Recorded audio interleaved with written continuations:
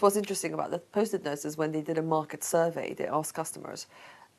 Customers' reaction to the Post-it note was, well, why on earth should we need a Post-it note when you've got paper clips, and sort of bulldog clips? Why on earth have a Post-it note? So people can't really anticipate what you're about to give them. So the same way when I did Coffee Republic, people just were black and white coffee. Yeah. It's the same with a Post-it. It's up to you to actually anticipate a future need they don't even know they have yet.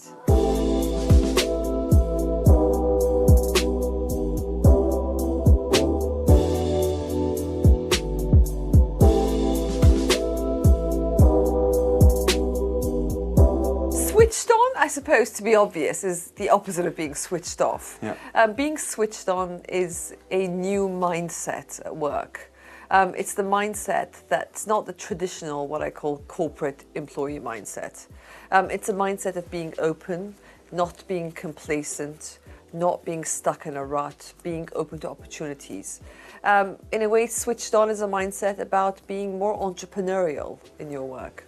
So what I've tried to do with this book is translate everything I know about being an entrepreneur and translating that into habits for people that are not entrepreneurs, that actually sort of working in big organizations, established businesses. My first book's called Anyone Can Do It, and in fact my first chapter in Switched On is Anyone Can Do It, because I believe every single person has got switched on in them. Everyone can switch on.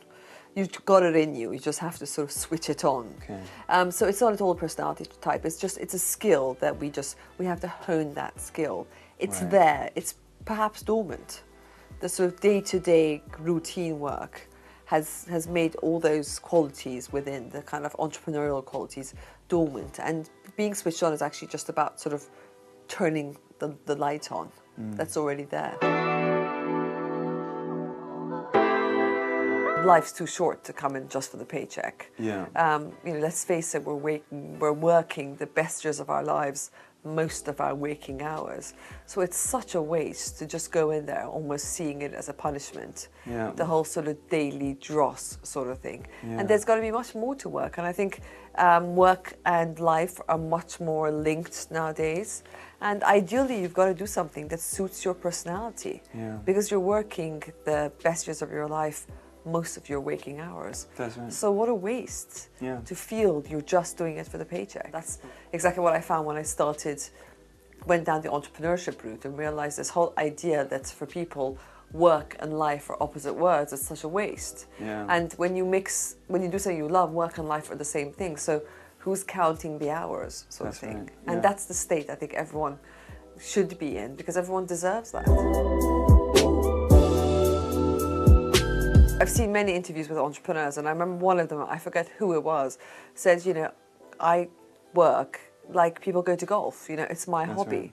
And I think ideally, sometimes as well, if you could actually turn your hobby into your work, then it's a real win-win. So you've got to do something that you actually enjoy, That's as right. if it's not work. What I believe is we all know what we're good at. We all know there's something that we do well. And I think the way you find out what you're good at is normally what you enjoy. So That's right. what you enjoy doing, it actually is a pretty good indication of what you're good at, because there's a close correlation between what you enjoy doing and how good you are at doing it.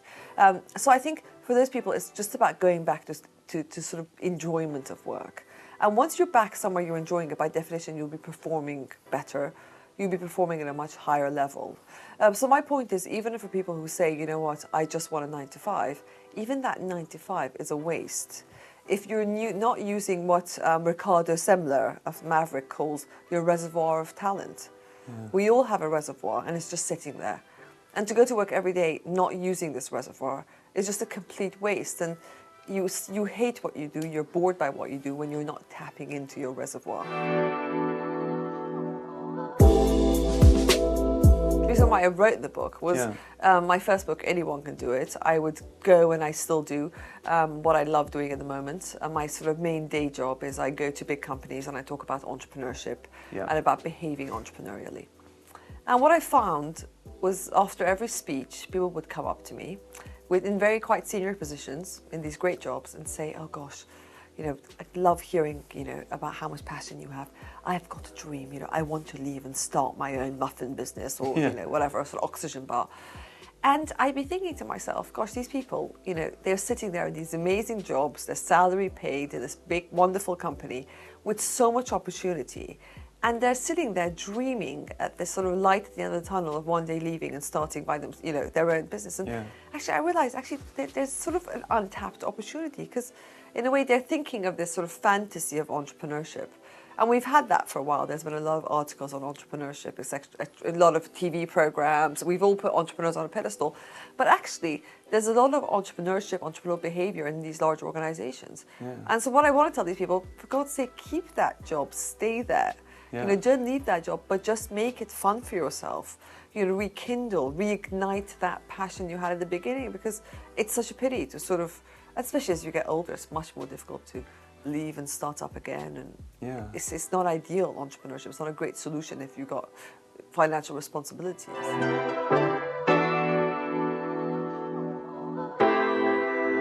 Often, which people find is you get promoted, but you get promoted to an area where you don't enjoy it anymore. Yeah. So say you're a people person and you're in a customer-facing people job.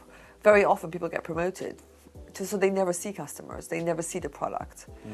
They're just, then they have this sort of a job whereby they don't have that interface anymore. And the reason they joined was because of that interface they had with the customer. And so sometimes you can get promoted, the wrong way. So it's about reassessing that with an open mind and thinking it's not about leaving this job. It's not about the solution is to start up on my own. There is a solution. Let me make this work for me so that I love what I do. I'm enjoying it. I'm good at it. And that's the sort of balance. And I think that balance can be chats with colleagues, chats with your boss, trying to rejig around your responsibilities, getting you closer to whichever area you like doing more. If you're a numbers person, if you're promoted, you never do numbers anymore, you probably miss numbers. Yeah. Whatever it is that turns you on, it's getting back into that. And they start switching off because they've actually lost the lifeblood of why they joined that business in the first place. Yeah. Yeah. And I think I would sort of say people, the reason why they apply to that job, everyone's very excited when you first apply, you go for the interview, you get the job offer. So what happens down the line? Why is it that we lose that sort of click? Yeah. We lose that magic. Putting yourself in the shoes of the customer is basically what I realize, and just going back again from where my experience comes from, is as an entrepreneur, you start businesses because you are the customer. Yeah. So I wanted skinny lattes. I started Coffee Republic. Then I wanted sugar-free candy, so I started Skinny Candy. So it's very much you're very much your own customer, and this is the same with other entrepreneurs. The king of shaves, guy Will King, started it because he had some allergy shaving. Whatever it is, there's always that sort of personal unmet need. And what I found is with working with larger companies is as you get larger, you lose that touch with the customer. So people often work in companies and they don't really relate to the customer at all. They forget why they're doing it, who the customer is. In the words of Jack Welch, in a way, you're sort of facing your boss and you're behind is your customer. And so getting into your customer's shoes is sort of almost bringing meaning back to life and really sort of having empathy, genuine empathy for the customer. Because I think the customer and the product is where the fun's at. Yeah. And it's where you've often joined because they're passionate about whatever product it is they sell. And I think when you start losing touch with the customer, you forget why is it you're doing stuff. And the customer becomes this sort of market segment. They almost become this sort of body of people on paper, this sort of behavioral segment of these people you're analyzing. And that's so boring. But when you get back in touch with the customer, it just makes your job so much more exciting because you then get intuitive, you then get creative. Yeah. You just look at it from another perspective. Everyone says, everyone pays a lip service to passion for customers. We love our customer is king. But the amount of companies actually mean it, there's a big difference. And you can't really mean it if you're just worshipping at the altar of some imaginary customer that's a cardboard cutout.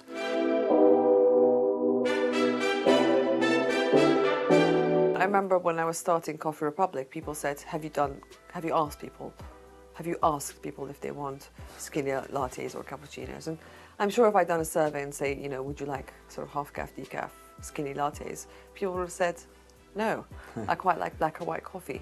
So the point is, it's in the words of Yves Saint Laurent, the fashion designer, marketing is giving people things they never even knew they wanted. Yeah. I mention a lot, as I'm sure you see in my book, the story of the Post-it note, which is, I suppose, a fairly well used story of kind of entrepreneurship within 3M. Yeah. But what's interesting about the Post-it notes is when they did a market survey, they asked customers.